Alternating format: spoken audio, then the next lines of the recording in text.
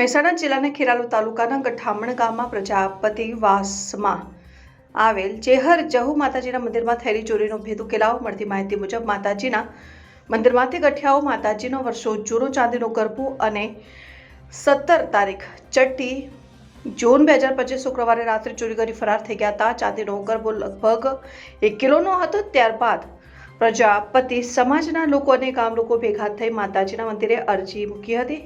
જાણવા મળ્યું છે કે ગત રાત્રે ગઠિયાઓએ ચોરીની વસ્તુ માતાજીના મંદિરે પરત મૂકી જતા સવારે આખું ગામ ભેગું થયું હતું અને સવાઓ લાવ્યું હતું. ગામ લોકો ભેગા થઈને માતાજીના ગરબાની શોભાયાત્રા કાઢી હતી. ત્યારબાદ માતાજીના ગરબાને તેની સ્થાયી જગ્યાએ મૂકવામાં આવ્યો હતો અને લોકોની શ્રદ્ધા અને વિશ્વાસને માતાજીએ ટકાવી રાખી હતી.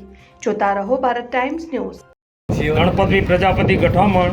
અમારે આ ગઠામણ ગામમાં પ્રજાપતિમાં જહુ માતા અને ચેહર માતાનું મંદિર છે.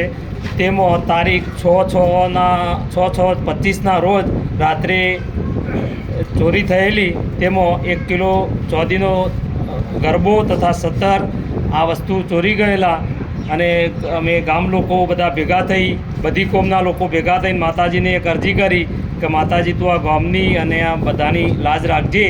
તો તારીખ લગભગ 11 દિવસમાં આ ચોર રાત્રે આવીને મૂકી ગયા અને ફરીથી ગામ ભેગું થયું અને એ ગરબો તથા ગામનો આખા ગામમાં તેની શોભાયાત્રા કાઢી અને જય જયકાર કર્યો. માતાજી બધાની લાજ રાખી અને સારી એવી બધામાં આબરૂ રાખી.